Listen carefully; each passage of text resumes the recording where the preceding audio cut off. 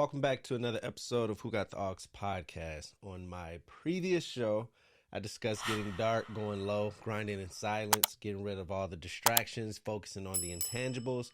I'll post a link to the episode in that upper corner. This episode, I wanted to discuss the importance. Let me turn my headphones down a little. This episode, I wanted to discuss the importance of having a hobby outside of work. And not for the sake of what we heard before, having hobbies just to do something. I think from a mental standpoint, these days especially, having something that you give time to that you're actually great at is very important, I think, for your mental health and just for your overall well-being. So the way I look at it is, we dedicate at least 40 hours a week minimum to a job that for most of us isn't the dream job, isn't the job we grew up wanting to do, isn't the job we probably even went to college for. I have a lot of friends and coworkers who degrees are not the fields that they got the jobs in. But like most of us, you have to step up to the plate. You have bills. Some people have families, insurance, mortgages, rents, you name it. You got to work at the end of the day, right? And it can become a false sense of reality because we know how the workplace works, right? A workplace, for the most part, isn't reflective of what is actually going on. The best person doesn't always get the raise. The best person doesn't always get recognized or a promotion, right? There's a game within a game. There's a whole 9-to-5 game that some people play well. So I'm not going to sit here and be like, it's a pity. Because at the end of the day, people are doing what they got to do to put food on their table in a sense. But we know that it's the person that, builds the relationship and spends time at the cubicle and does things outside of work and all those things. Some people snitching, got to love those people. Those are the people that get recognized and probably work their way up the ladder. And that's just the game, right? There's no complaints here. Some of us, we don't care to play that game and others do. But I think for the ones who don't care to play, it's because 9 times out of 10, it's at a job we don't care about. So it's like, I'm already here because I have to be, because of obligations. The last thing I'm going to do is try to, do these maneuvers and kiss up and do all that stuff. And on top of that, I'm working hard, right? So if you're not going to recognize me for just working hard, then this is probably not the place we should be at. So I give that example because you can possibly take that home with you, right?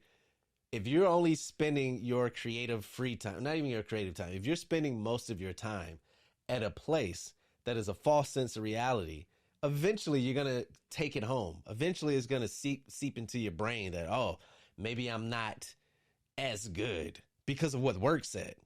If you don't have anything in your real life, you follow me? So it's like, if work is saying you wasn't worth the promotion or you didn't work hard, you can start to believe that when really you're just in a place where someone else is actually doing what they love to do, right? So if I'm working at a biotech company and there are people who went to school to, always wanted to be this, maybe their families were engineers, biotech engineers, they went to school, got the degree, they're probably going to thrive in that space more than me.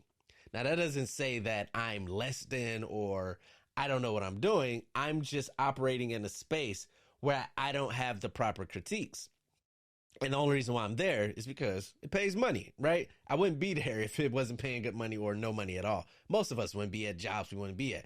Every day, most of us go to a place that we don't like. We're not the top person. It wasn't in our profession. It wasn't our plans because simply we need the money. So imagine if now you get out of that place, you sit in traffic or you come home. I know people have kids and families, but imagine if you came home and you created some type of space for yourself where you're the top dog, where you know how to do everything, where you've worked doing this your entire life, right? Me as an example, I clock out of work 8 hours. I turn that switch off. None of that comes home with me. Whatever they try to say or whatever, they can have that, right? Because this is who I am, right? When I make these videos, I have people commenting to me and messaging me, telling me how great it is and how much they needed this and inspiring and all these things. So it's like, you can't trick me to think I'm less than in this fake place when in the real world, people from all over are telling me that my messages and my voice and everything that I do is fantastic, right? So I have this to remind me that I'm the shit. I don't need it as much, but there are some people who needs a reminder. If you cut hair, even if you're not an active barber, like if you're not an active barber, let's say if you're cutting hair, but you don't work at a barbershop, you work at the regular 9 to 5. I'm willing to bet that whenever you do cut hair, whether it's for cousins for the holidays or somebody just needs some for an interview, they know they can call you. They know they can count on you because your haircuts are fire. And then what they always tell you, man, you should go to school or like start your business because, man, your haircuts be on point if you can cook. You don't have a restaurant, though. You're not a chef. You're working at Best Buy, something completely outside of your passion because the money. But every time you cook, everybody's like, yo, the food is, what's your recipe? All that is affirmations and reaffirming that you are great at something.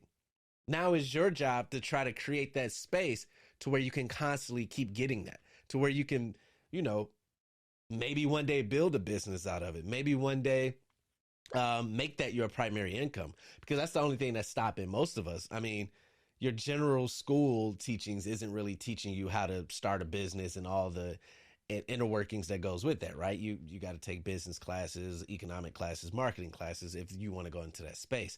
So a lot of people are just stuck at being overwhelmed with misinformation and not really knowing the space. Like you don't have time, or you think you don't have time, right? We think we don't have time to dive into this deep thing of starting a business because we have work. Some people are married, you have your spouses, you have kids, recitals, practices, you want your me time, friends, travel, family. I don't really have time to try to read these books and learn all this lingo and figure out all these tax codes and EINs and LLC. You know what I'm saying? You do, but it feels like you don't. So my suggestion for this episode is creating a space, some type of energy, some type of mental checklist of reminding yourself of your true talents, being able to exercise those talents to balance out the bullshit that you get from the workplace. And I came to this because I talked to a lot of people, and you can see, most of their conversation is wrapped around what happened at work, right? Most of us like this.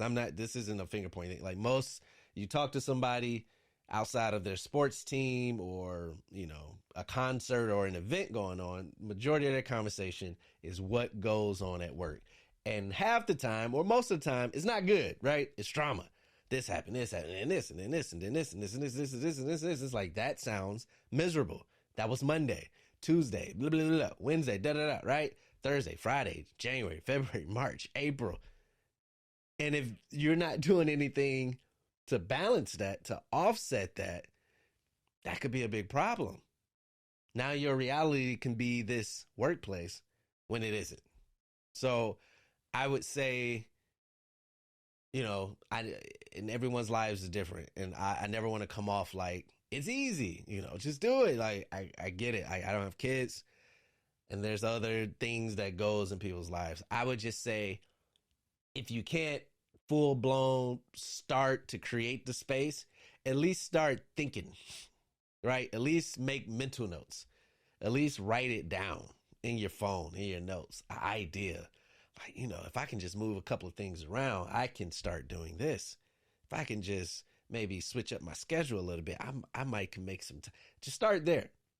That's a lot of people's issues when they're going on new journeys. I always use the gym as an example.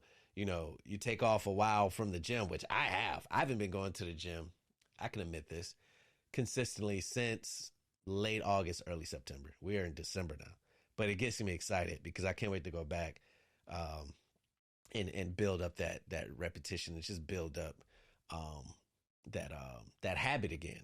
I will say, I'm not making an excuse, but I had to figure out this situation. I would be at the gym constantly thinking about this. So I was like, you know what? I'm just going to figure this out first and then I'll get back in. So I have this figured out. But my point about the gym is a lot of people will try to go back and get it all back, right? Get it all back. Like, I used to do 2 plates. Like, don't do that. I used to live fit. It's like, a lot of people aren't patient enough to take the baby steps to healthily get to that point and go beyond.